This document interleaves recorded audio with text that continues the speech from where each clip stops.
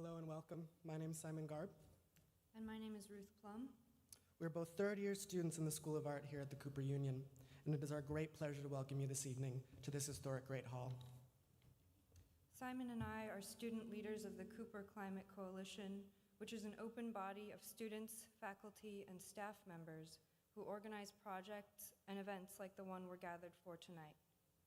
Our work is devoted to centering the climate crisis and its intersections with race, class, gender, sexuality, and historical structures of power, extraction, and labor. The Cooper Union, throughout its history, has stood for many of the same values that are central to the climate justice movement, including the importance of free education for a free society, the interdisciplinary advancement of science and art, and the importance of holding space for public discourse, all in support of overcoming the most significant challenges and social injustices of the day.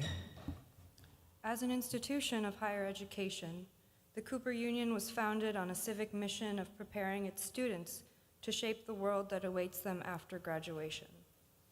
The spectacular and terrifying moment in history which we occupy today as a young generation amid the devastating and complex impacts of climate breakdown is ever present in how we think about our education and our work. My original vision upon applying to an arts institution was to push myself to make as striking and profound an object or image as I could, to carry on the traditions of disciplines like painting, drawing, and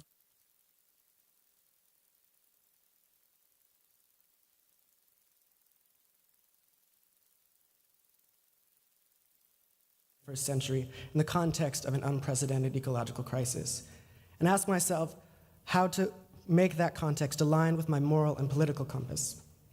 It is the challenge and privilege of a lifetime to attempt to answer these questions alongside my peers in our incredible community here in New York City.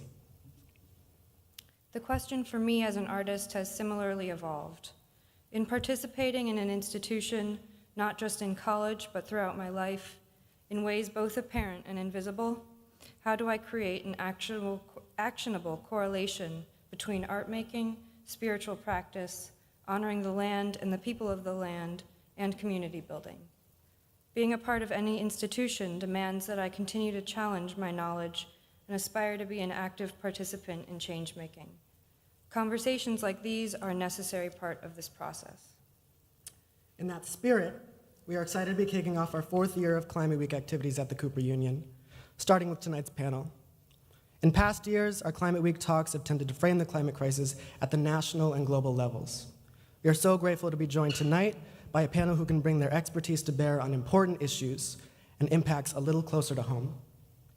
With the recent stalling of the New York Build Public Renewables Act, despite majority support behind it, renewed attacks against labor organization, and the ongoing challenges that New York State has faced in passing effective and equitable climate legislation, tonight's discussion is both timely and urgent.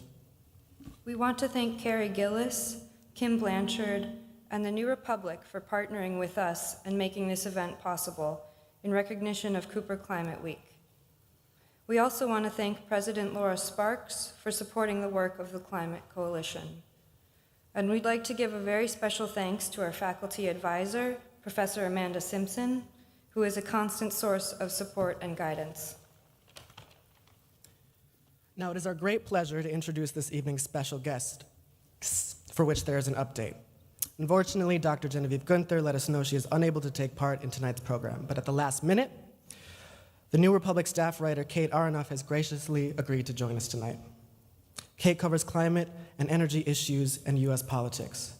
She is the author of Overheated, How Capitalism Broke the Planet and How We Fight Back, and co-author of A Planet to Win, Why We Need a Green New Deal. Kate is also a member of the News Guild of New York, Local 31003 Communications Workers of America.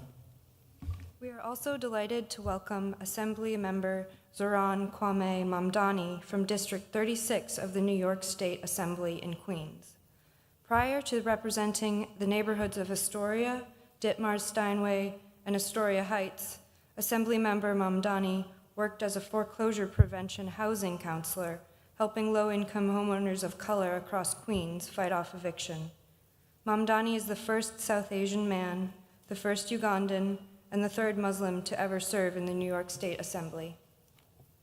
Moderating this evening's panel discussion will be Liza Featherstone, who is a columnist for the New Republic's Climate Vertical, Apocalypse Soon, and Jacobian Magazine.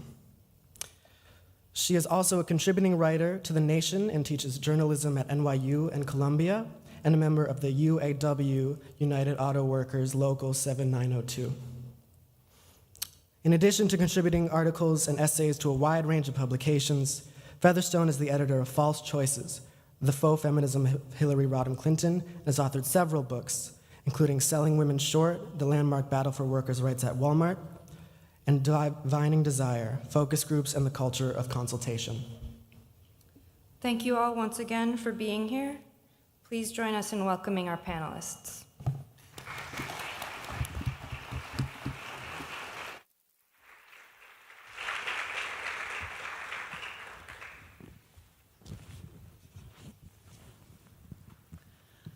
What a pleasure to be with you.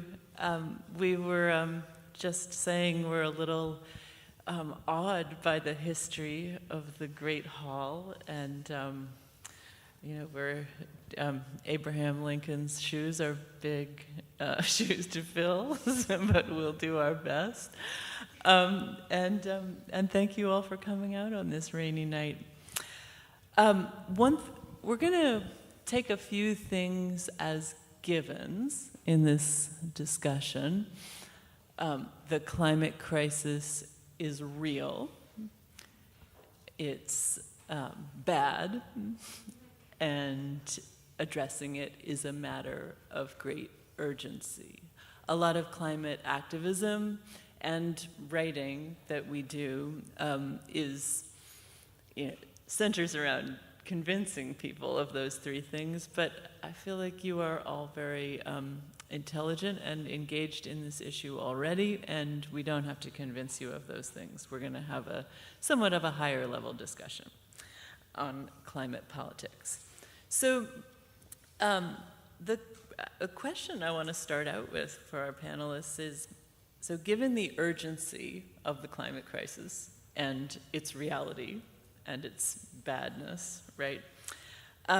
Kate, you've been writing a lot about how the mainstream Democrats are running away from the climate issue in the midterms. I've been noticing that even John Fetterman, who is running for Senate in Pennsylvania against New Jersey resident Dr. Oz, he was such a poster boy for, poster dude, I guess, for green jobs and addressing the climate crisis through greening the economy during the Obama administration when he was mayor of Braddock, a town in Pennsylvania. And we hardly hear him talk about the climate crisis at all in this campaign. And, I don't mean to pick on Fetterman. His health is poor, and I certainly hope he wins his election.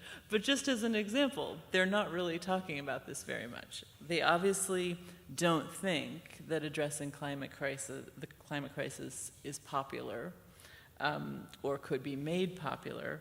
And so Zohran and Kate, why are they wrong? Well, I think they're wrong for many reasons. I think one example that comes to mind for me, far more locally, is someone by the name of Sarahana Shrestha. She is a DSA-endorsed candidate for New York State Assembly who ran in the Hudson Valley and defeated a 30-year incumbent. And she built her campaign around the Build Public Renewables Act, which, for those of you who might not be as familiar with that act, which in shorthand is known as BPRA, is an act that ensures that the ambitious targets that New York State has set for itself, 70% renewable grid by 2030, it ensures that if those numbers are not hit by private corporations, then the state would step in and build out renewable infrastructure to ensure that we actually hit those numbers. It would also mandate the state's existing energy infrastructure that's government-owned to transition towards renewables, and would enable the state to distribute low-cost energy to low to moderate-income New Yorkers, up to 1 million New Yorkers. And she built her entire campaign around this bill, which has typically been spoken about as if it's too complicated to understand, and it's not something that's front of mind, and you should never build a campaign around climate. And I went to the Hudson Valley to canvass for her a couple times, and so many DSA members were so enthused by this campaign because you could see that when you were at the doors of a typical voter and you spoke about the climate crisis less in the sense of a grand ideological struggle, but more in the sense of an immediate battle with your local monopoly. In that case, it's Central Hudson. Here we have Con Edison, or we have National Grid. Speaking about how these companies were making dollars off of your backs and investing further into fossil fuels, and how it didn't have to be that way, there was a connection that was struck there. And I think it speaks to the fact that there is a real opportunity in talking to voters about climate. We have to chart that course ourselves, but we've already seen here in New York that it can be done. And as we know from the context, it must be done. So we have to replicate that kind of fight across all of the campaigns that we run. Thank you. Yeah, and I'll zoom out a little bit, which is to say that, it's just plainly wrong that climate is not a popular issue. So for one, we know that overwhelming majorities of voters in the United States prefer government action on climate change. That is, that they want the US government to do more about climate change, not corporations, not sort of individual action. They want state action on climate change. And even when you get down into specifics like greening transportation, decarbonizing electricity grids, those things are all extraordinarily popular. Even tenets of a Green New Deal have been very, very popular, despite what you might hear on Fox News, despite a lot of sort of noise from the right, especially about climate issues being sort of out of touch with ordinary people, about it being this sort of elite thing. We know that most people in this country want climate action. The problem, of course, is that we have a political system which is very bad at translating popular opinion into law. Because we have this thing called the Senate, we have the Supreme Court, we have all of these things which make that very difficult in the United States. The other thing I would just add, right, is that even if it were the case that climate change were unpopular, right, even if it were the case that 20% of Americans wanted to do something about this crisis, why would we not do it, right? If the stakes are really existential, which we know they are, we are at roughly 1.1 degrees of warming, and a third of Pakistan has been underwater in the last month. Puerto Rico is now dealing with a huge storm that knocked out most of the power on the island. Probably people will be without power for a very long time there. We're seeing what this crisis looks like at 1.1 degrees and are on track for roughly between 2.5 and 3 degrees Celsius of warming, which as a number sounds very small, but if you think about magnifying what we're experiencing now, doubling that, and I won't get into the specifics of climate models because that's not my area of expertise, but we know that 2.5, 3 degrees, what we're on track for is catastrophic. And so even if it were unpopular, we should still talk about it and do something about it. I was just going to say, then it would be up to us to make it popular. Exactly. Because that's our role as organizers. Yeah, and it should be everyone's role to do that. Let's talk a little bit about some of the recent. I'm really glad you talked about Sarahana Shrestha's campaign. That's a great example. Zohran, could you talk a little bit about some of the recent victories of the climate left in New York? Yeah, so I feel absolutely. like there have actually been kind of a lot, and people don't really know. There have been, and I think it's important to celebrate them.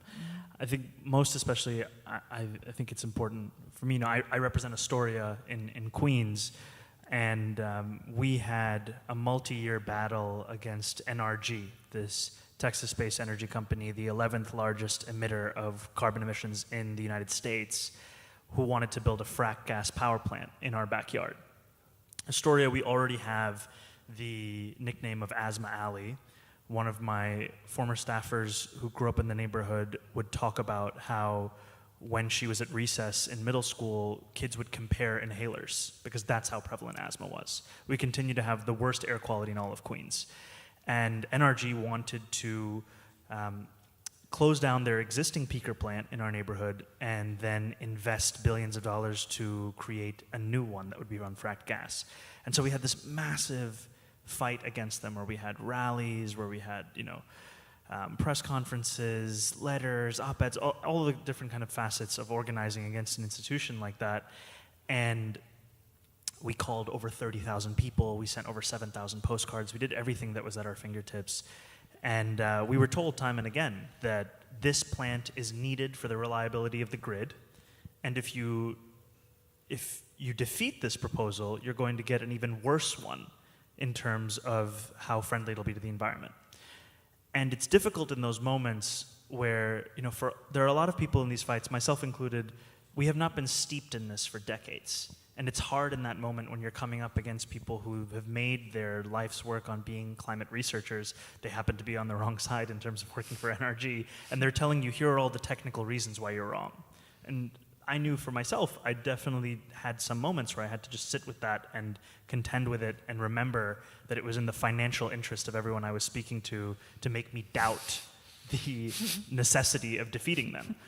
And this was work that was led by DSA's Eco-Socialist Working Group, which took this proposal for a frack gas power plant and made it the litmus test for the, are you really progressive? Do you actually care about climate, especially in Queens? And we got everyone from Chuck Schumer, AOC, Deputy Majority Leader of the New York State Senate, Mike Gianaris, all of the local elected officials to come out against this plant. And we defeated the proposal. And the institution that makes that determination of approval or rejection is the Department of Environmental Conservation. And the head of the DEC, which is the short form of that, called me on the morning they made their decision. And he said, I want you to know that everything you did in Astoria, everything that all of you were organizing for, that gave us the room to make this decision. And I think that's something that I always remember, which is that organizing creates space for the right decisions to happen. And we cannot simply trust in the processes of these institutions that they will do what's right. We have to ensure that they do it, force them to do it, pressure them to. And when they made that decision, they came out with a determination that this plant wasn't necessary for reliability. So that was the first thing that they had told us. So it actually wasn't. And then just a few days ago, it came out that NRG is now selling its site to an offshore wind developer. So now the second point of their narrative has been proven false, which is that it would be even worse for the environment if we manage to defeat them. Because now it's going to be a wind interconnection. Clearly much better. And I think that it's a really instructive moment in that how we should approach these fossil fuel companies and how we should understand the claims that they make to us. And just to know that it can be so overwhelming to think about climate. But if you focus on the aspects in your own neighborhood, on the battles that are right there in front of you, you really can set out a new kind of map of how we should be interacting and engaging with these actors. Yeah, absolutely. Thank you. And Kate, I wonder if you could, I know to talk about, the politics at the federal level, you probably have to say a little bit about the defeats as well as the victories. But can you, say, what's, what have been some of the victories and what have been some of the defeats in the last year or so? Yeah, just sort of following up in some ways on what Zohran was saying. People may be aware that the Inflation Reduction Act passed through Congress, was signed by Joe Biden very recently, which is a mixed bag, and maybe we can get into some of the sort of contradictions within it. But I think it's very fair to say that would not have happened, and I don't think anything that could be called climate policy would have passed if it were not for a lot of really intense battles over the last 10 years. I mean, depending on when you want to sort of trace things back to, could go, back to Occupy Wall Street, for instance, where sort of a lot of the people who are doing climate policy now fostered a sort of anti-corporate lens, as opposed to, a sort of like personal solutions, bike to work, change your light bulbs type of framework. That was definitely the case when I sort of started getting involved in climate politics. And I think, that momentum was also owed to indigenous-led fights against fossil fuel infrastructure at places like Line 3 in Minnesota, the Dakota Access Pipeline, Keystone XL Pipeline. There was a lot of sort of momentum over the last 10 years, and then more recently, of course, the Sunrise Movement, sitting in at Nancy Pelosi's office in 2018, demanding a Green New Deal with Representative Alexandria Ocasio-Cortez.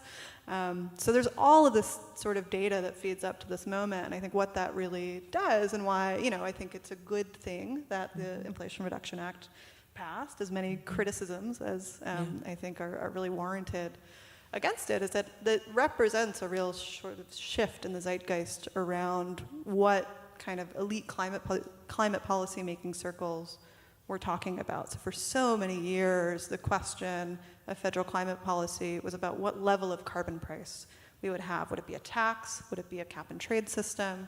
That was the big fight in 2009 and 2010. And so with the Inflation Reduction Act, you see this really sort of big shift happening in very, very high levels of government to think about climate change as a problem of investment, right, which is broadly correct. And so the way that bill is structured for any number of reasons is largely as a series of incentives to invest in a clean energy economy. And so you have big tax credits for wind and solar, money for transmission lines, money for electric vehicles, not enough money. We know that the scale is much greater than the money that's in the IRA, but that this would not have happened, right? We would not be sort of thinking about how to get a lot of money out the door, including to public power providers, for renewables development, if it were not for this last 10 years of really exciting movement activity. And I guess just briefly to talk about some of the losses or sort of, things that are coming up and maybe losses. The deal to get the Inflation Reduction Act was struck between our illustrious Senator Chuck Schumer and Joe Manchin behind closed doors, that the Senate Democrats would add something vaguely known as permitting reform, without a definition as to what that would mean, into this continuing resolution, which needs to pass by the end of the month in order to keep the government funded. And so that is the fight now, is figuring out how to defeat a package that, in sort of the grand scheme of things, is more friendly to fossil fuels than it would be to clean energy. And we've seen a lot of momentum among sort of policymakers in the House and the Senate, as well as among sort of movement actors to get this package out of the way and figure out how to make some sort of changes to how we build things in a different format that does not include sort of sweeping changes to the National Environmental Policy Act, to the Clean Water Act, that would, very inordinately benefit the fossil fuel industry. So it's a real mixed bag, but I think just briefly I'll say I think it's we're in a better place to be talking about sort of how money gets out the door through the Inflation Reduction Act than to what has been the sort of conversation about national policy for the last 2 years, which is just these really sort of innate, totally incomprehensible parliamentary procedures that nobody understands unless it is your job, like it is mine, unfortunately, to understand the minutest detail of what Joe Manchin is thinking at any given point. So I'm glad we're not doing that anymore, and I'm glad there's a real conversation about material things that actually impact people's lives.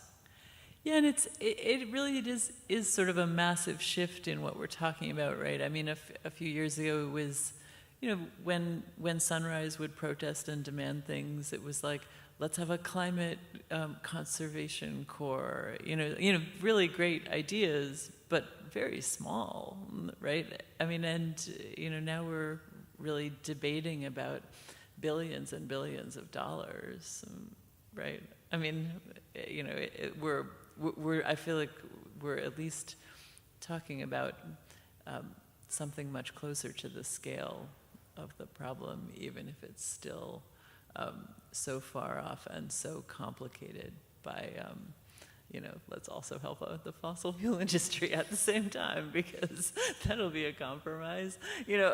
That's absurd, but it does seem like the terrain has really shifted. I'd like us to consider a little bit. So we've gotten a little bit of a sense of the climate politics in New York, and a little bit of a sense of the climate politics at the federal level. What role what role do labor unions play in these fights? Whether it's Zohran with the BPRA in New York, and then Kate, I'd like you to talk a little bit about the federal tussles. Zohran. Yeah, I think labor unions play a critical role in the conversations, the negotiations, and the implementations of these things. And I think I was elected in 2020, so I'm only just finishing my first term, and went into office in January of 21, and was coming into Albany having to understand a context where there is a justified reason why labor unions hear the term just transition and roll their eyes, because it's been a rhetorical device, at least in New York, that has been used time and time again without real teeth to it. And if you think about the history of solar and just the minimal union density in that industry and just how deeply unionization has been fought by that industry, it makes sense. And so when we're pushing these expansive, ambitious pieces of climate legislation that seek to meet the scale of the crisis that we're in, we have to deal with these well-founded doubts and suspicions, because there are quite a number of union jobs within the fossil fuel industry. And in a lot of these fights, we are not always on the same side. And that might be the case for when we're fighting against NRG, for example, this frack gas plant. There were a number of unions who were in support of it. But we have an opportunity when we're charting a new path, specifically around renewable legislation, to ensure that the labor provisions within there are things that we would be proud of. Because as a socialist, for me, and not for me, for any socialist, labor, as we say, is the cause of the world. And so we have to have that to be a center point of our compass in understanding how to move forward on the climate crisis. So in BPRA, to be specific, we had what are considered nation-leading labor provisions. And some of the concerns from labor unions were that these provisions were so good that they were unrealistic. And, initially when we found out the reason for the concerns, it was a great feeling to know that, oh, these are actually that good. That's the problem. They're so good. But it also spoke to the fact that time and time again, unions have been betrayed in this fight. So it makes sense why you would look at this language and be like, okay, well, let's see what the final language is and don't show me the initial. And so for us, we have to make clear that we mean what we say. And we also have to understand that there's a history where, the Build Public Renewables Act, the state agency it seeks to empower is the New York Power Authority, NYPA. What we found out in our research and from unions themselves is that unions have had sometimes a worse relationship with the government agency than they have had with fossil fuel companies. And we're having to deal with this interaction with the state where unions would actually prefer to deal with capital because of how they have been dealt with by the state. Because the state has taken advantage of the provisions that are there to ensure that the unions can't strike. The unions can't hold them to account in the way that they can capital. And so those are the reasons why there is this suspicion, there is this doubt, and that's where we have to come in and make clear that we are actually breaking with that history and charting a new one. And so that's the kind of the challenge for us to meet, I would say. The AFL-CIO went from opposing your bill to writing its language. Can you talk a little bit about that process? Yeah, and I think a lot of that is testament to Senator Michael Gianaris, who is high up in leadership on the state Senate, overlaps with me in Astoria, and this was a priority for him, fundamentally because it's a priority for people in Astoria. which, some people call it the People's Republic of Astoria, because we have socialists at every level of government. City council, state senate, state assembly, Congress. I think that initially that initial opposition also speaks to how does legislation typically get created in Albany if it deals with labor. It's either written by labor or it's written by corporations hostile to labor. It's not written by a bunch of eco-socialists who are creating an entirely new demand in the last, 18 to 24 months. And so there was a shock from a lot of people in the political landscape as to what the hell is the Build Public Renewables Act? Why is there legislation trending on Twitter? What is this that everyone seems to care so deeply about, but hasn't been written or reviewed by any lobbyist, by any classic interest group, but instead by a working group, which is a term that most people have no idea what it means. And so that was also one of the... Can you share with the audience what a working group is? In DSA, we have issue-specific working groups. So you have the Eco-Socialist Working Group, you have the Socialist Feminist Working Group, you have the Electoral Working Group. These are all basically, when you join the organization, wherever you're most interested in spending your time, you kind of see the options and then you join that group. And so the Build Public Renewables Act, just like the NRG fight, is the brainchild of the Eco-Socialist Working Group, which are just a collection of ordinary New Yorkers who are socialists who care deeply about climate and have a clear systematic plan as to how to organize and agitate and to confront power to take action on climate. And I think that, with the hope is that in the years to come, the partnership and relationship with labor will be such that when the language is released, it will have already been one that comes out of, those two groups, as opposed to it being published and then us working together. But yes, at the end of it, it was lovely that the AFL-CIO did help to write those provisions. Yeah. Kate, so how about at the federal level? What where do unions fit into these debates? I feel like it gets very little attention. Yeah, I mean, it's interesting. I've been reporting on climate since 2015 or so, and through that time have written about these sort of jobs versus the environment debates, which tend to be pretty circular, tend to have pretty similar terms, and really, be talking about the same thing for years and years and years. And in those conversations, labor gets talked about sort of as a shorthand for a handful of unions, and typically the sort of international leadership of these unions, which are in carbon-intensive sectors, right? So you say labor and the environment, you think of the unions that represent coal miners or utility workers or workers in other carbon-intensive sectors, all of which are very important for the reasons that Zohran laid out. But labor, of course, is a much bigger category, and there are a lot of other unions who are deeply affected by the climate crisis, have a very different relationship to some of the questions, of energy and work and labor and the climate itself, and take very different positions than unions that historically have been actively opposed to, things like fights against pipeline projects, because they have jobs working on those pipelines, very understandable material concerns. But when we think about labor, that's a big category. And when we think about green jobs, right, that's a very big category as well. So I think the sort of prototypical image of the green job, right, it's like a very strong man hoisting up a wind turbine, very social realist kind of imagery.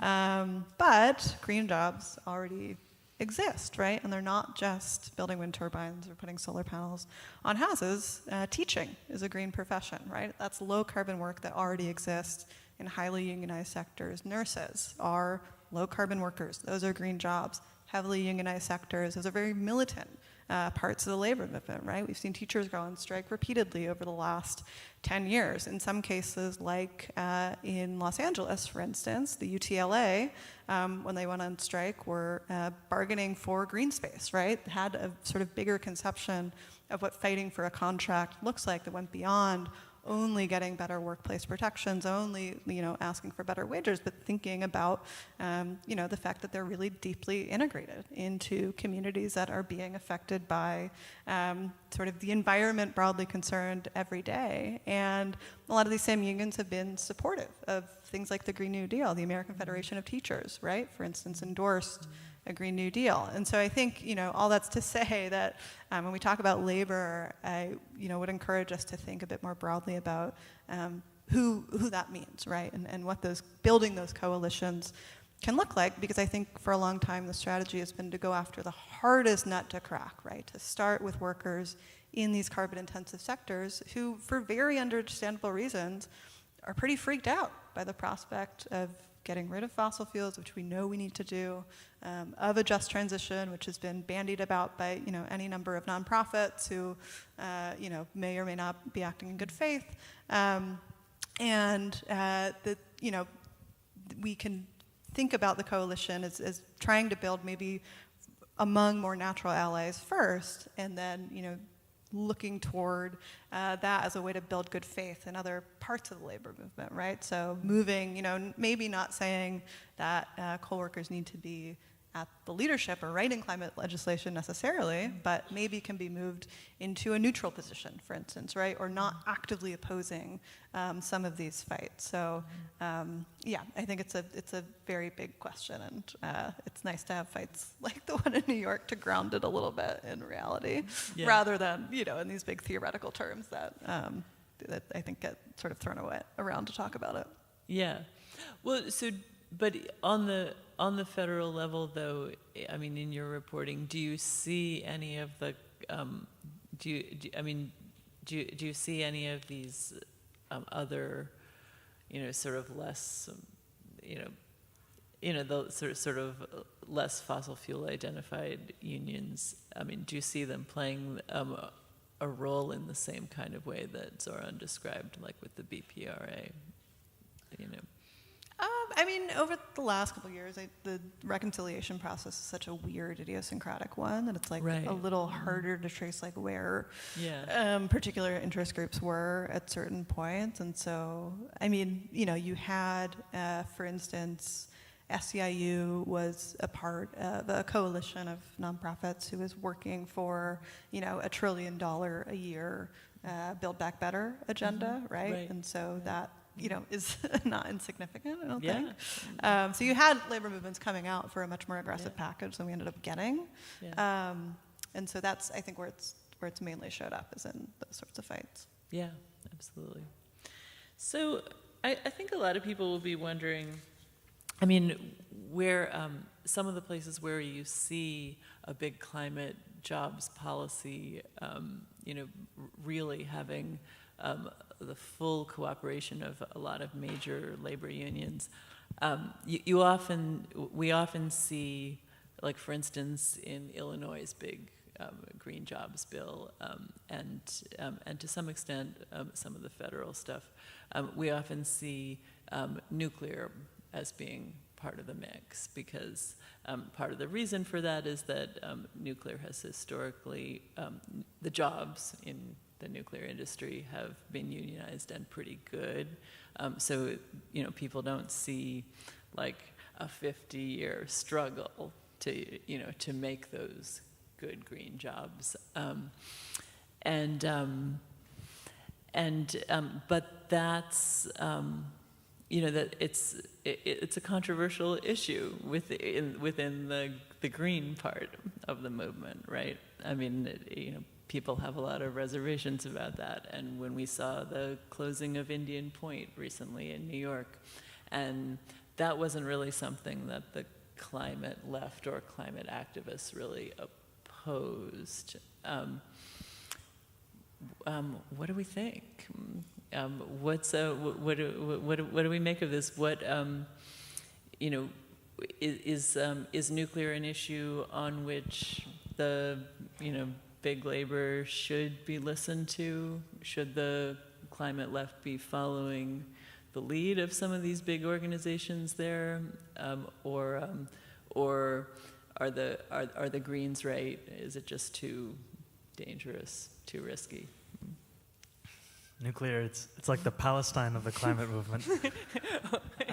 Zohran's looking at me like, I thought we were friends. No. I'm happy you asked about it because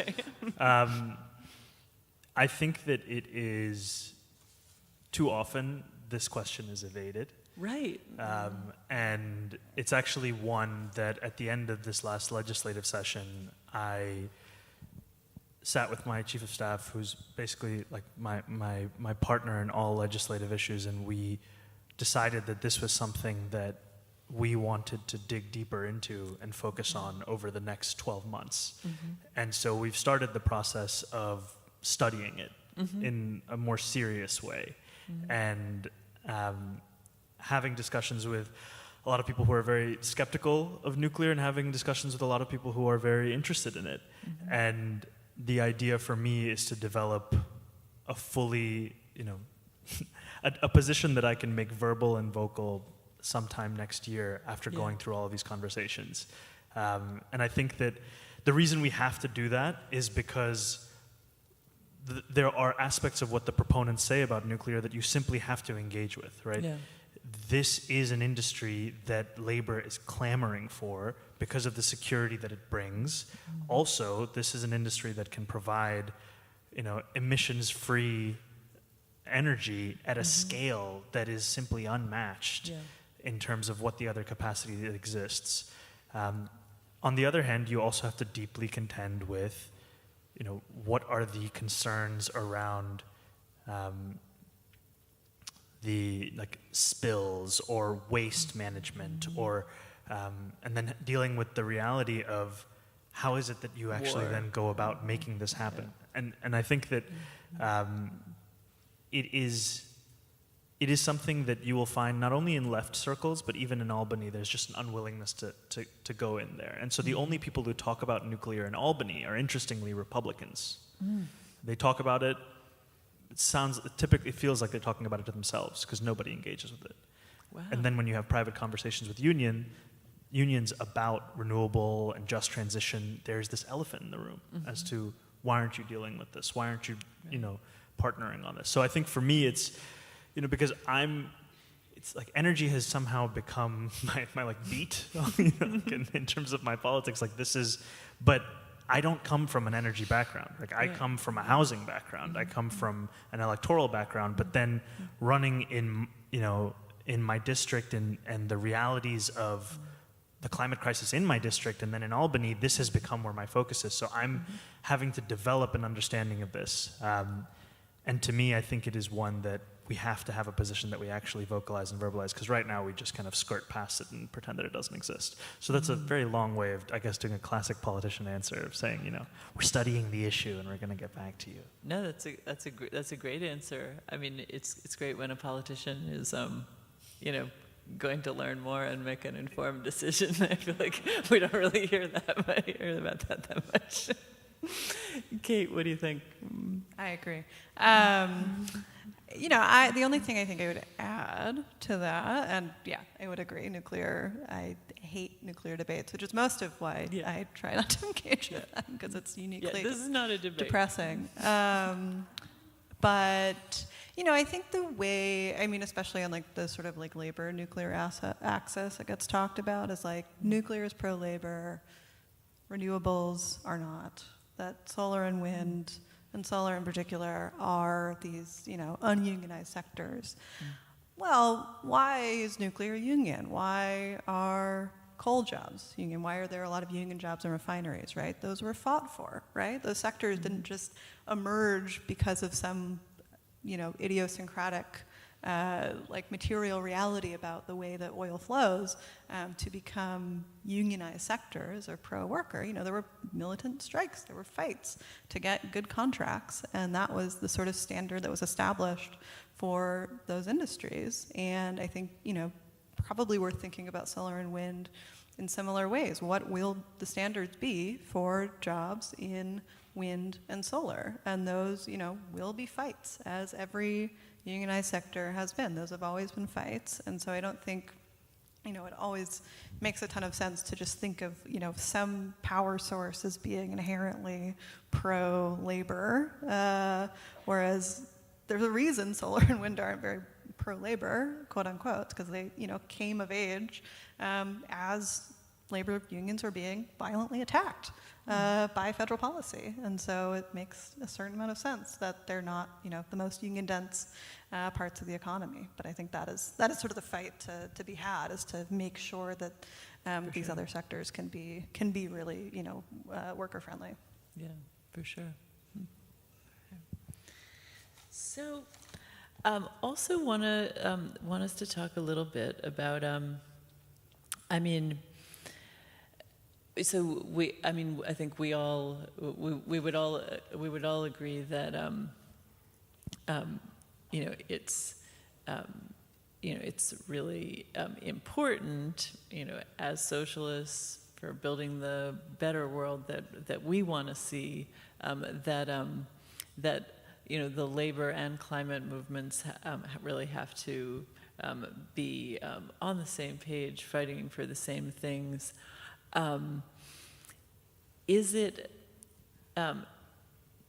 Do we think that labor's participation is crucial to winning climate fights? I think at the scale that we need to win them, yes. You can win a climate fight in opposition to labor, as we did in NRG, but that's not the way that we want to be embarking on this new world. Mm-hmm. Because the world that we're trying to create is a world where you have a unionized workforce, where you have job security, where you have prevailing wage in the creation of that world. And I think the issue is that for a lot of advocacy that has come before us, there's been an association of renewable as innately or inherently good, and of the companies that do that kind of work as inherently or innately good. And so a lack of desire or willingness to confront those companies to ensure that they too carry these kinds of rules and regulations around prevailing wage and unionization, and we have let those companies kind of do whatever it is that they do because their work is so important and critical. But what is the point of building a new world if it is going to come at the expense of labor? Because part of the whole point of the world is not simply that it will be one where warming is more in check, but one where people also can actually live. Yeah. And so I think that is one of the challenges, and I think in any kind of long-term vision, we have to be on the same side as labor. But it will take a little while to ensure that we can actually gain that trust. Mm-hmm. Because as Kate was saying, these are all rational feelings to hold on behalf of labor. Yeah. If you have one industry where your members have jobs, your members have security, your members have good wages around which they can build a middle-class life, and another industry where your members simply do not, and where the leaders of that industry have shown no desire in terms of building out any unionization. Yeah. And where would you fall if your primary job was to protect your members? So I think and I thought it was a really great point that you made, which is that it's nothing about these nothing about these industries makes them innately union or non-union. It's the history of the struggle within those industries, and I think that is such an exciting point to hear because it points to our ability to chart a new course in any of these industries. We can make any one of these industries synonymous with unions by doing the work around the organizing of it, and so that's really what I hope we do in the long term is that 10, 20, 30 years down the line, we talk about wind the way we talk about nuclear in terms of how labor relates to it. Mm-hmm. Mm-hmm. Yeah, I would again agree. Great points. I think the only thing I would add and to be somewhat positive is that there's big, I think, fights that can be had in the coming years as money from the Inflation Reduction Act goes out the door. So I think one of maybe the most exciting provisions of the legislation is that public power providers, so rural electric cooperatives, municipal utilities, all of these sort of public institutions which were barred from using the tax credits for wind and solar pretty much as long as it existed. These credits that allow you to write off as much as a third of the cost of renewables development are now open to public power providers. And that's unlimited pool of money, essentially, that could be used to do public power provision with renewables. And so what that allows us to fight for, right, is to create proof of concept that we actually don't need the profit motive in the provision of a basic service, and that those jobs can be unionized. Those jobs can, take place in sectors that are unionized and not in the sort of realm of rooftop solar providers, which is sort of chaotic when it comes to labor protections. But that, this money can be a real tool to build a sort of working example of what it looks like to provide renewable public power on a not-for-profit basis. That is very, I think will be an organizing challenge, certainly, and public power providers are a mixed bag, but I think is really exciting to think about being able to pose an alternative to, to our very extractive energy system. Yeah, that's very exciting. Actually, on that note, we're about to move to questions, but before we do, Zohran, can you say what's next for the Build Public Renewables Act, for the fight to pass that, and what can people do to get involved? Absolutely. So I think, to give you all kind of a context, we passed the bill in the Senate with a few days left in the legislative session, and then we spent the last few days of the session on the Assembly side just doing everything that was possible to try and get the bill to the floor. And if you get a bill to the floor, it's guaranteed that it's going to pass. The battle is simply getting it there to get the vote opened on it.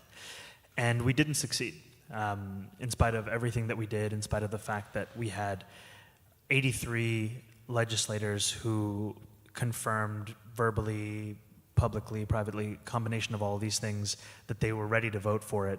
The Speaker did not bring it for a vote. And in the outcry that happened after that decision was made, he announced that there would be a hearing that was going to take place in the summer. So we had that hearing. And it was an interesting hearing. It was a 10-hour hearing.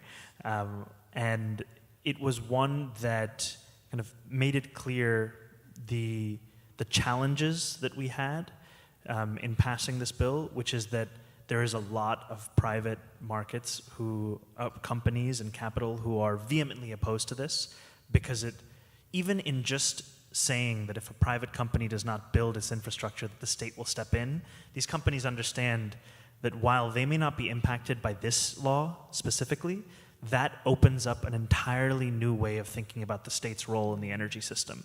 And so there's true, serious, and deep opposition. And so that is a real thing that we have to confront. There are rumors that we may have an emergency session sometime before the end of the calendar year.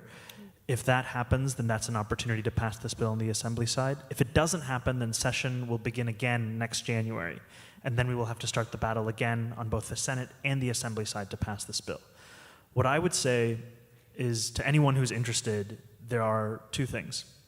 The first I would say is you can join DSA's Eco-Socialist Working Group, which is a great place to kind of get into that work, to better understand what you need to do, why you need to do it, how to engage with politicians.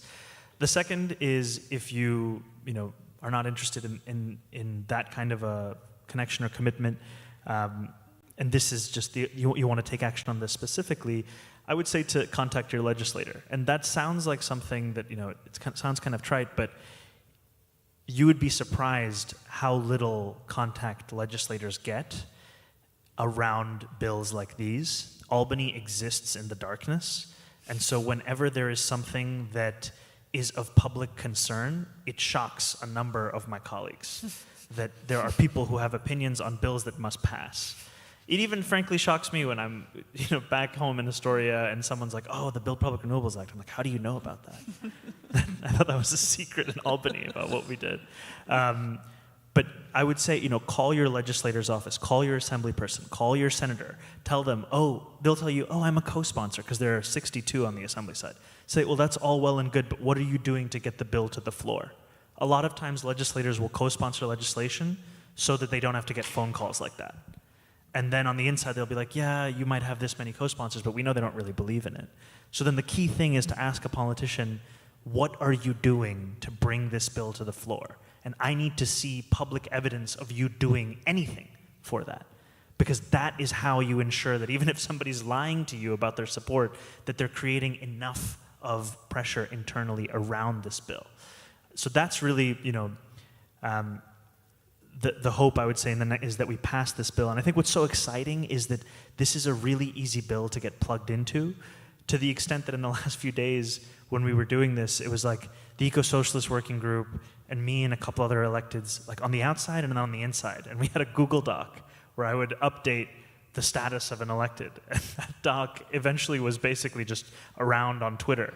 And so these own legislators could see me turning their cell from blank absence of color to green when they were supportive. And it's just a completely different way of doing politics. But I think that's also what socialism is about. I know we're not here to discuss it, but is just to make politics more, democratic. Mm-hmm. You have to understand why these things are happening, how it's happening, and how you can plug into it, because you simply cannot elect people and then just trust that they will do the good work. You have to ensure that they do. So this is a way to do that. Thank you. So I think we'd like to open it up for questions. In the back with the hat. Good.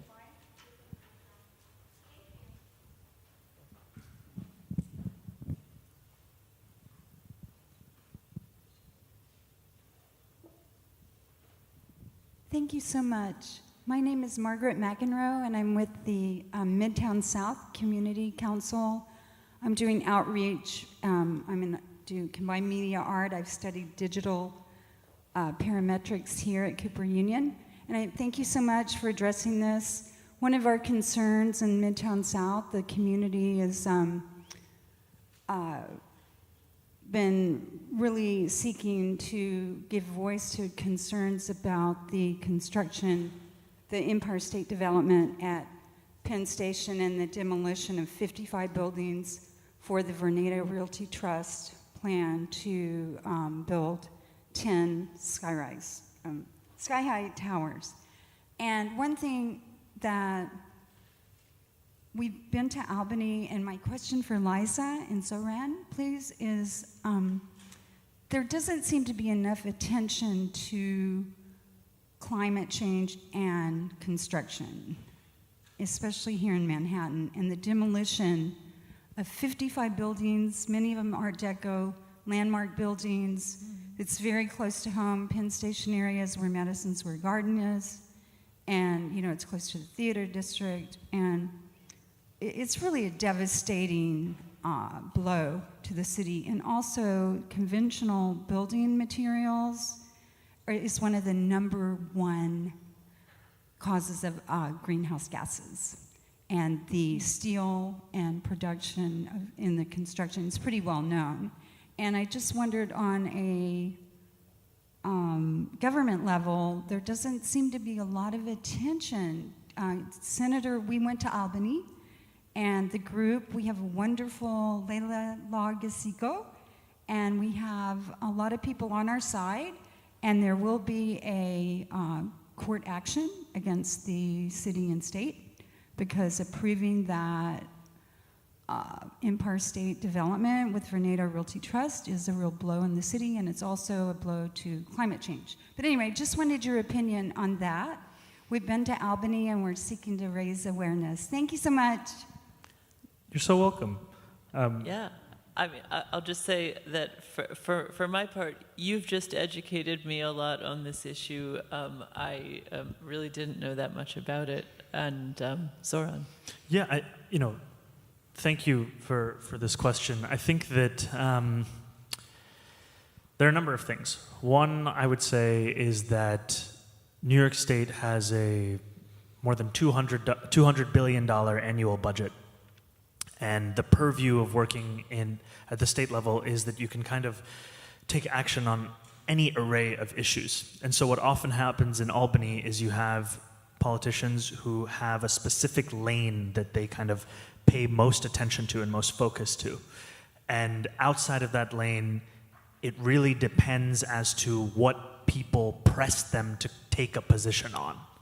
So my advice to you would be that the way to get Albany to really care about this, and I agree with your assessment that it hasn't been a foremost concern, is to ensure that every single one of us, myself included, feel the pressure from our constituents around this issue and around formulating a position on this issue. Because so often mass-scale redevelopment, it just kind of falls under the purview of this is what the governor is proposing, it's going to be billions of dollars, probably not going to be the best use of money, almost definitely will not be, and a lot of large-scale real estate developers will make a ton of cash off of it, and this is kind of like almost an annual occurrence in Albany.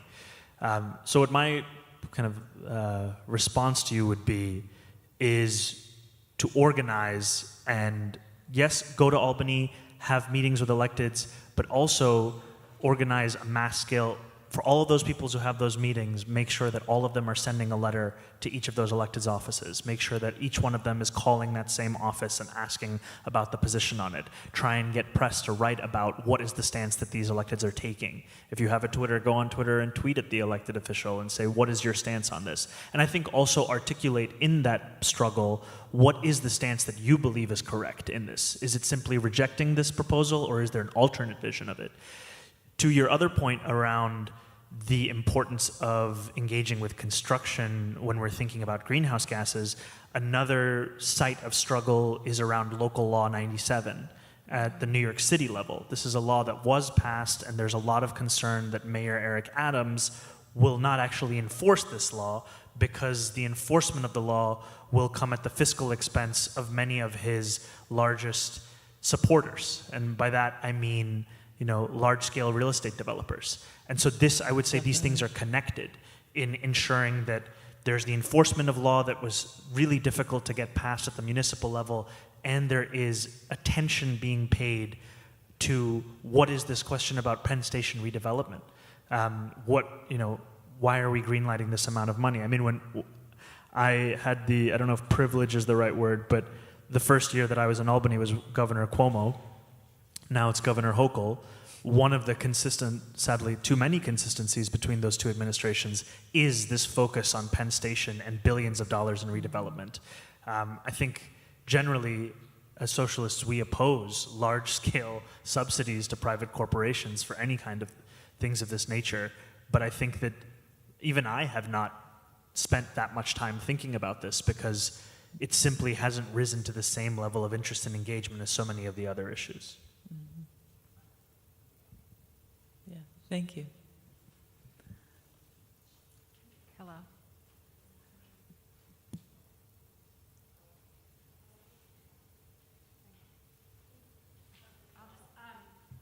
Zohran, it's nice to see you on stage. I love that I can.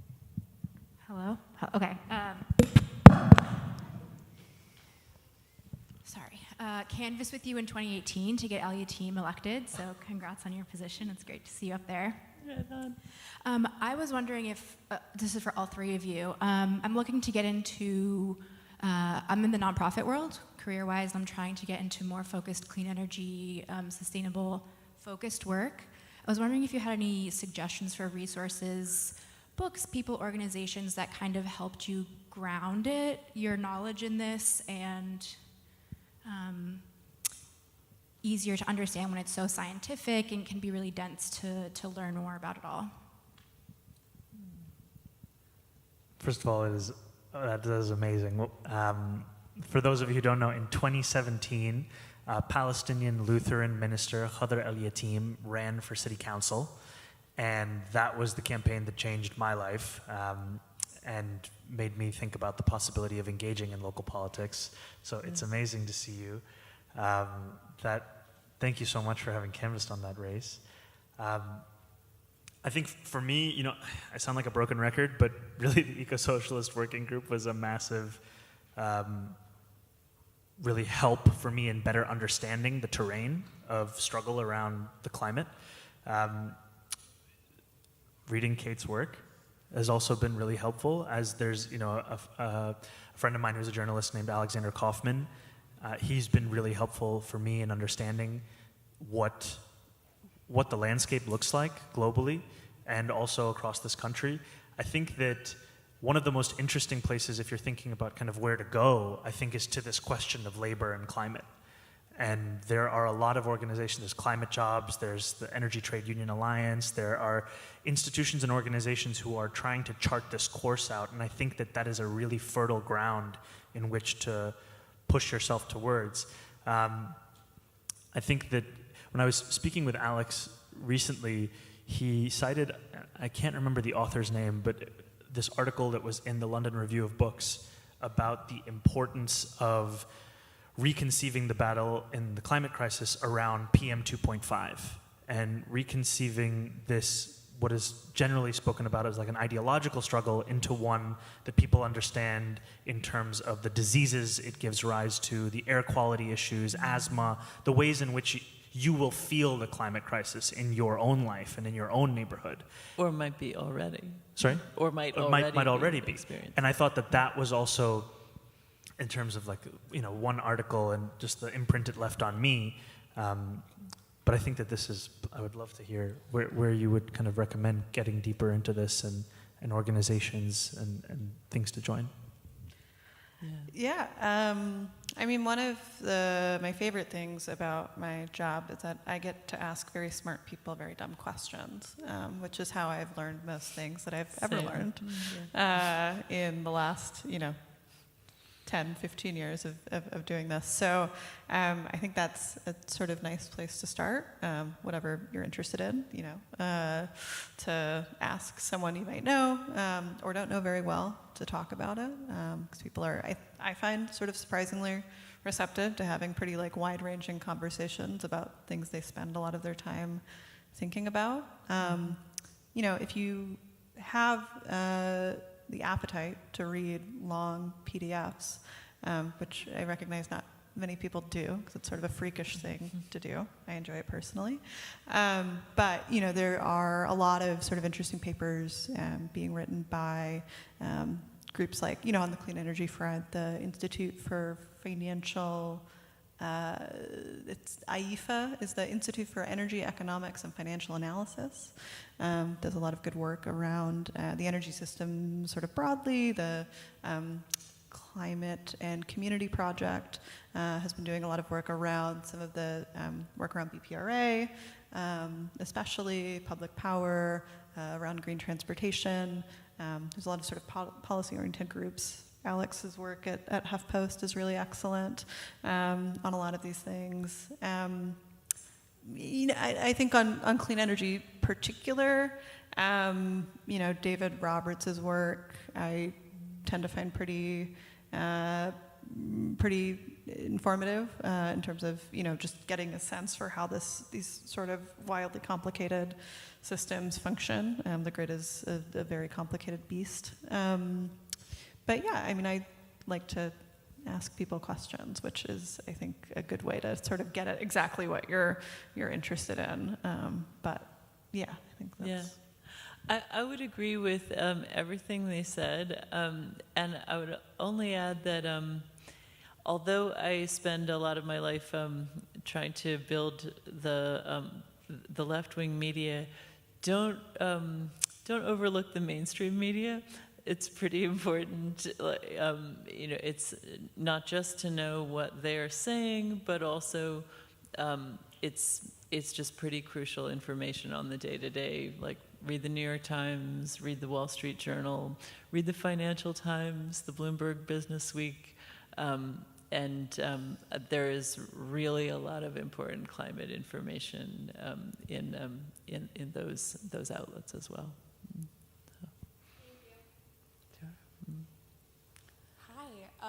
I thank you so much for this discussion. It's been so fruitful, and it does seem like there has been a really large focus on the local, but I'm really curious what your thoughts are on how that changes or how that works in the wake of gentrification, but also a very transient population now, and especially in New York City. I think that's an interesting question. First of all, I'd say the population isn't as transient as the mainstream media wants us to believe, that there hasn't really been as much movement out of cities as the dominant narrative suggests. But really, really good question. Yeah, and please correct me if I'm kind of misunderstanding the question. But I think it's interesting in that when you canvass for electoral campaigns, you'll talk to someone and they'll say, oh, I live here, but I'm registered to vote in Florida. And I'll be like, oh my God, come on, the local elections. But the interesting thing is people might be politically engaged elsewhere, but fiscally, they are in New York if they're physically here. And so what I mean by that is, if you live in New York City, you're paying an energy bill, no matter where you're registered to vote. So this year, Con Ed has filed a request with the Public Service Commission, a state agency, or commission rather, to raise its rates for gas and electric by about $60 a month on top of its existing rates. So my office joined as a party to that negotiation, to negotiate with them privately, to try and push back on that rate request increase and instead push not only to reject it, but to institute a reduction in existing rates. And as part of that internal role that we're taking, we're also externally canvassing people in the neighborhood. And it's an interesting way in which you unify people who have just moved to the neighborhood, people who have lived here for decades, which is that nobody wants to pay $60 more in a gas and electric bill. And I think that what's so exciting about it is that, I'm Muslim, I'm a socialist, I'm used to bad PR for the identities that I hold. But when it comes to Con Ed, it's just the worst PR, in the best way for us, in that everybody hates Con Ed. And it doesn't matter where you fall on the political spectrum. If I'm like, hey, we should abolish Con Ed, you're like, yeah, we should. And so engaging with people about the climate crisis, specifically around their monthly energy bill, is a really great way to get past the ideological aspect and get into the experienced aspect.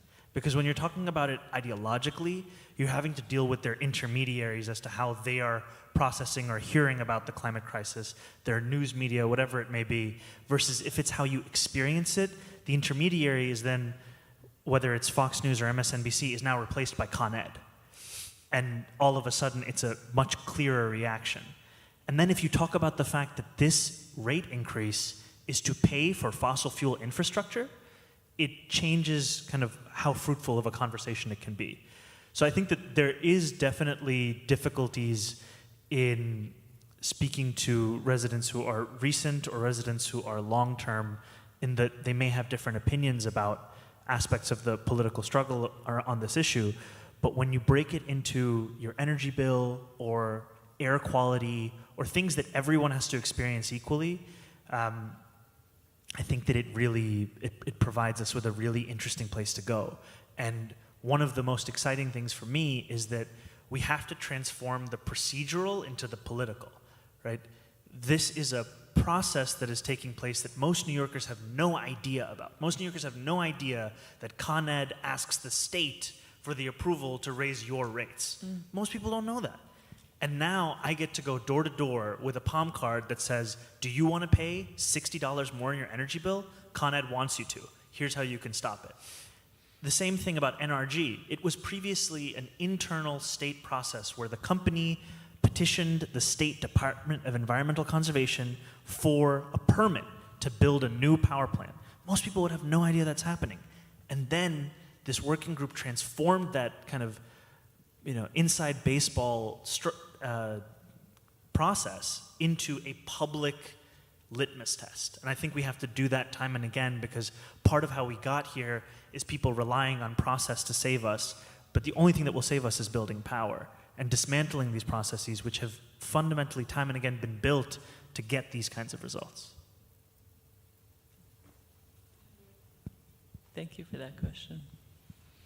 Hi, my name is Sander. I am an onboarding coordinator with the Eco-Socialist Working Group.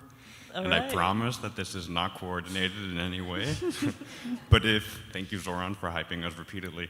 If you do want to join, I'll stick around for a little bit, come talk. And I'll make sure that you'll find your way in and can help out in any capacity. The onboarding guy is here to get you onboarded. So yeah, I'll stick around for a little bit. Please come find me. I also had an actual question. An argument that I've seen against renewables often is that the amount of people you need to keep a solar farm running is actually very low compared to a baseline power plant or a nuclear power plant. And that this is another argument why we would need nuclear, or why maybe we want to look into carbon sequestration and keep coal running. And I wonder what your thoughts are on this from like a policy perspective. Yeah, I can start. Yeah, I mean, I always find it confusing when the argument is that people should work more to keep our energy system running. The fact that we have a very labor-intensive energy system, I don't think is a mark in its favor. A lot of the jobs that keep our energy system running are not probably, the most fulfilling or pleasant, especially if we're talking about coal, for instance. Those are not jobs a lot of people like enjoy, in mining or working in pretty polluting factories. So, I think this is what makes me happy to be a socialist, is that we can think a bit more expansively about what we want the world that our energy system builds to look like, right? Which I think for me, and for I think a lot of folks in the sort of eco-socialist milieu is one that probably involves a bit less work overall, right? Maybe something like a 4-day work week, or, longer weekends, more vacation time, time to spend with our loved ones and doing whatever we may please, and that we don't have to only think about our waged labor as a thing that delivers material well-being, right? If we're thinking a little bit more expansively about a society where we have healthcare, right? We have free education, we have energy provided to us, and don't need to, spend an inordinate amount of our paychecks getting the lights on, putting food on the table, then we have more time for the many number of fulfilling activities we might want to pursue, whether that's the arts or hanging out with our friends, etc. But all that to say that I don't think we should be sort of targeting a certain amount of labor intensity in our energy system. The goal should be to decarbonize as quickly as possible, and to make sure that the work that does that is as fulfilling and well paid, and the conditions are as good as possible. But yeah, I don't really get the argument that we shouldn't use renewables because people will work less. They can do something else, right? As long as we're providing a good material basis for workers, and making sure that the work that does keep our energy system is unionized and well paid. Do you want to add anything? I mean, I would just say that we can also create jobs to do anything, and if there are fewer jobs in that specific line of work, then, and I think the end goal is that a union does not lose any of its members' salaries, the protections, the security that they have in their job, the ability to build a middle-class life with dignity. And it doesn't necessarily have to be one-to-one where you go from the power plant to the solar farm. It could also be that then you go towards, whatever else is a job that the skills are not only transferable, but is also part of our vision of what is it that we need. And the luxury right now is there's so much that we need that I feel like we are hardly constrained in what we can put people towards.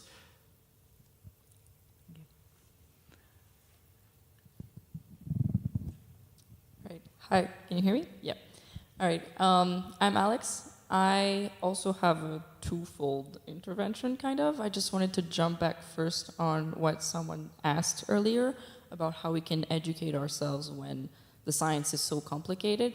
And that really spoke to me because I also work in the not-profit sector for an organization called Climate Science.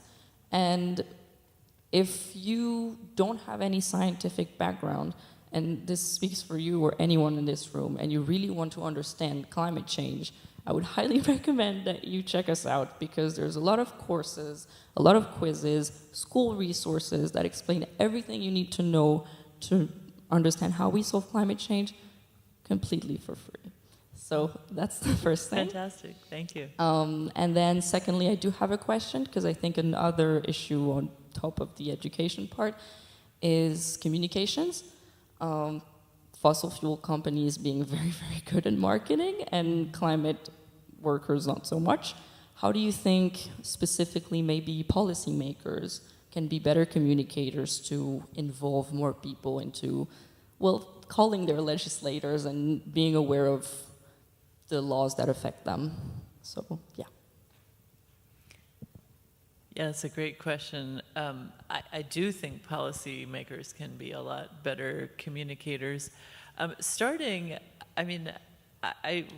feel like we, even though it's an election year, we barely hear about any of the good things that are in the Inflation Reduction Act. Like, I mean, I'm a socialist. Like, I shouldn't be like, well, there's some really good things in this bill, but there kind of are good things in this bill, and they're not even, the mainstream Democrats are not even tooting their own horn about it. And I thought the same about the Infrastructure Act, actually. I know there were so many problems with that, and, you know, people like us were rightly critical of it, but they didn't really go to the people and, you know, brag about it.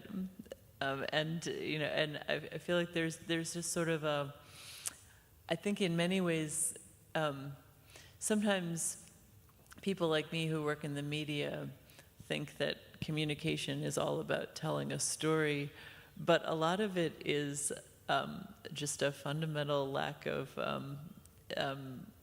you know, democratic functioning. Like, they know that our democracy doesn't really function, and so they don't feel the need to talk with the people. I mean, there's sort of a lack of respect around it. So I think one of the things policymakers can do is, you know, as Zohran was talking about, to take the democratic process seriously. Act like you really should be talking to the people, like Zohran and some of our new socialist electeds have been doing. Yeah, I think that it's. I think that it is to politicians' detriment to not tell the story of what it is that you're fighting for, and what are the victories that you've won along the way, and who has caused the defeats that have been in that journey. Right. And I think that, Maiming you them. know, to your question around communicating, I mean, the difficult thing is that it is, you know, fossil fuel companies that came up with the idea of a carbon footprint, and that came up with this whole idea of individualism is the means by which to solve the climate crisis. And what's so difficult about that is the potency of that message in a country where the market always wants you to think of yourself as the individual. Because if you think of yourself as the individual, then there are all sorts of great consequences of that, you know, financially and economically for these companies. And there's been all this, we've gone through the phases where it was like, care about the climate crisis, buy a Prius. Like, these were like all of the kind of like first steps. And I think that one key thing we have to make clear is we will not get out of this through ethical consumption. You know, not to say you should buy the worst things, but just to say that the way in which we get out of this crisis is collective action. And we have to understand when we move together that that is what makes things possible, and that we have to understand also who we are up against. We are up against an entire industry that makes money off of the continuation of this crisis. And I think that, you know, I was referring to this earlier, but I really see the future, the most exciting aspect of the future for me in fighting the climate crisis is around discussing it in the way that people experience it right now. So when I'm talking to constituents, I don't even talk about climate change or the climate crisis as much. I talk about asthma, I talk about air quality, I talk about malfunctioning air purifiers in our schools, I talk about Con Ed, I talk about all of the ways in which you experience that crisis and that energy monopoly and those fossil fuel companies, because that is how you can kind of organize and agitate people in the neighborhood to take action regardless of where they lie on the political spectrum. And I think that we have to do that more and more, where we make it clear to people that if you're in favor of, Con Ed and BP and all of these large-scale fossil fuel companies, you're also saying that you're in favor of asthma and diabetes and whatever other, health consequences that come from this, and you're okay with your children having, growing up thinking about inhalers as a normal part of their life. All of these kinds of quality of life things. I think that that's where we have a real place to go in fighting back against these companies. And I think that's why it's also necessary that we're fighting for public power that is, democratically controlled, as opposed to we're fighting for private companies who will do renewable work. Because we also understand that the profit incentive is not going to save us from this when there's still more profit to be reaped from wrecking our Earth even more. We have to have institutions that are created whose mandate is from protecting people as opposed to their bottom line. Kate, you want to add anything? Yeah, I mean, I would agree with what's been said already, and not to be inserting myself into the business of democratic message consulting, but if I, were a democratic consultant, I would be telling all of my clients who give me a lot of money that they, should be running ads 24/7, just getting, people whose jobs are being saved in a auto factory because there's a new EV plant being built, right? Just like put those people on TV, right? People's lives are going to be changed by the Inflation Reduction Act, with many of flaws, are built into it, but it is an enormous piece of legislation, and there's going to be so many stories to tell about, the good that it's doing. I think people tend to think in stories and tend to think in narrative, and it's like easier to ground some of these big, heady theoretical debates to people, both on sort of the hero side of that journey, right? Thinking about the protagonists of green jobs, people who are getting work by building out wind and solar and all these other green industries, but also the villains, right? People hate fossil fuel companies right now. People hate their utilities. And so being able to tell also a story, which I think the Democratic Party has been somewhat reluctant to do, of who the villains are in this problem, is really important. To put names and faces, right? The people who are driving the climate crisis have names and addresses, and should be ashamed to go outside, I think, because they're killing people actively. So, if I were making hundreds of thousands of dollars a year to consult for the Democratic Party, that's what I'd tell them. Yeah, and those stories are a lot easier. It's a lot easier to tell those stories and name those names for those of our politicians who are not receiving money from the fossil fuel industry. And I think that it's, we had this interesting situation where with Sarah Hanna, she was running against an incumbent, and he would say often, "Oh, I support those things that she supports. There's not much of a difference between us." And what would always be easy for us at the doors would say, "This guy took money from Central Hudson.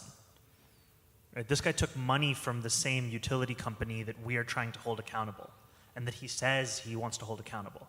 And I think similarly here in New York City, DSA ran a campaign against Kevin Parker, who is ostensibly the prime sponsor of not only Build Public Renewables Act, but so many exciting pieces of environmental legislation. Now, he's the prime sponsor because he's the chair of the Energy Committee, and there's an understanding that he will only let his own bills get through, and also that sometimes he puts his name on bills that he has no intention of moving, just to kill it. But all of that inside baseball is very difficult to explain to people. And you'll be talking about the Build Public Renewables Act, and he'll send a mailer saying, "My bill, the Build Public Renewables Act." It's like, oh my God, how do I explain this? But then, if you tell people that this guy takes money from Con Ed, and this guy doesn't. This guy takes money from NRG, and this guy doesn't. And I think that laying out the villains and laying out the relationship to these capital, these fossil fuel capital companies is very helpful in illuminating the choices that we have and the reasons why we haven't taken those choices thus far. Because you have people out there saying, "I believe in climate change. Climate change is real. And also, I received $10,000 from NRG this cycle." It's like, well, I don't care if you believe in it when the world is crashing down. I want you to do something about it. And I think that the fiscal side of it helps make that argument. Yeah, that's right. Yes, in the red.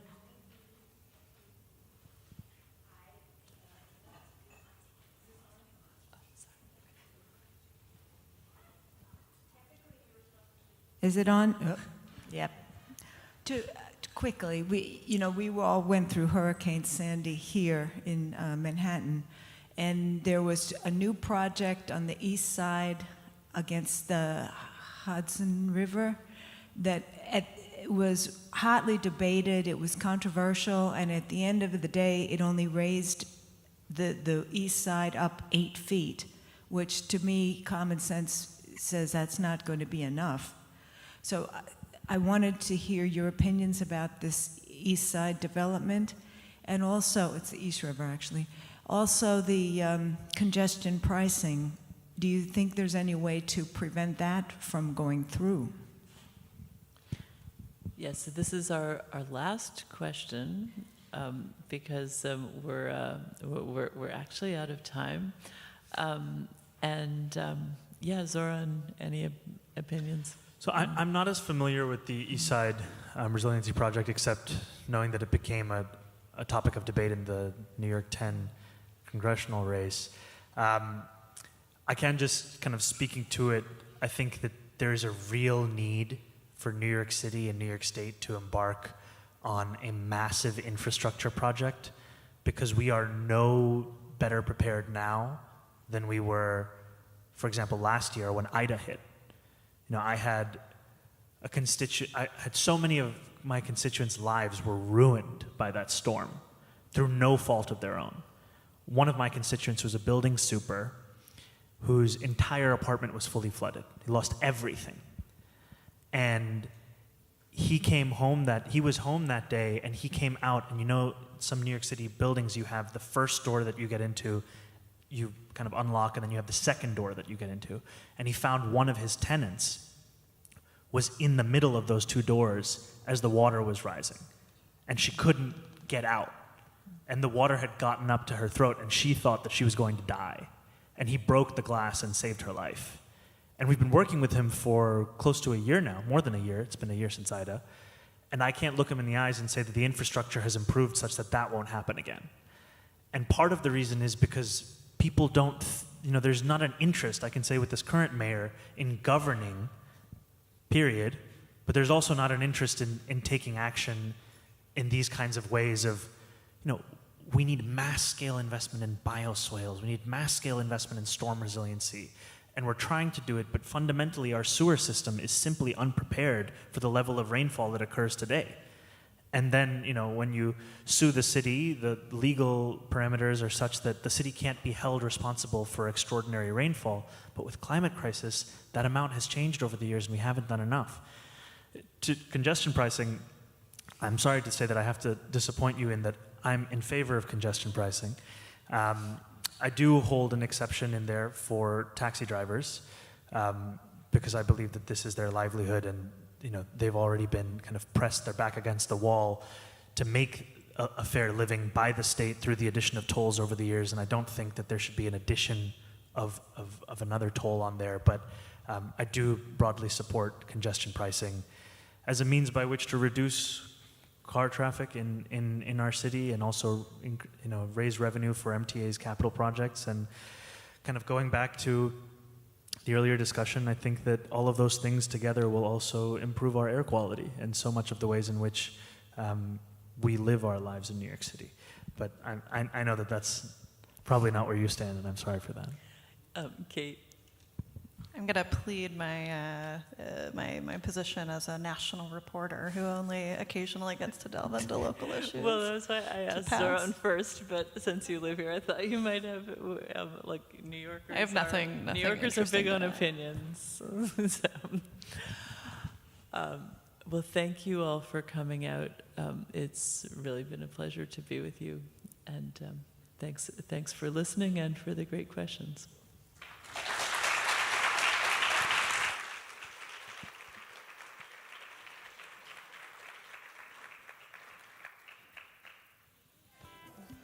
Once there were parking lots, now it's a peaceful oasis.